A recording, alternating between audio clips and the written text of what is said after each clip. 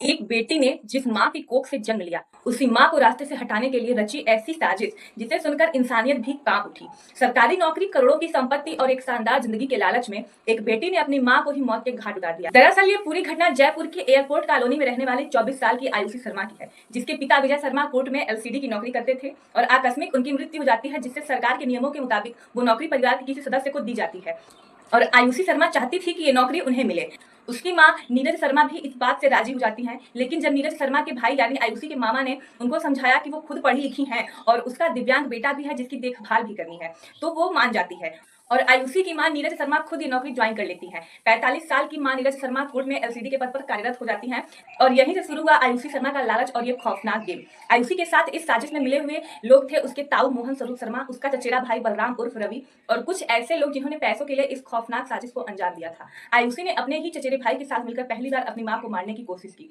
कारण था करोड़ों की जमीन, 2 मकान और सरकारी नौकरी। उसने 7 लाख रुपए की सुपारी देकर अपनी मां की हत्या की प्लानिंग शुरू कर दी थी। उसका पहला प्रयास मां को सड़क हादसे में मार दिया जाए ताकि किसी को शक न हो। 1 महीने पहले थार गाड़ी से कुचलने की कोशिश भी की थी, लेकिन नीरज शर्मा बाल बाल बच गई और यहीं से उन्हें शक हो गया कि कोई उन्हें मारना चाहता है और नीरज ने घर से निकलना बंद कर दिया। घर के बाहर सीसीटीवी कैमरे लगवा दिए और हर अजीब हरकत पर नजर रखने लगी।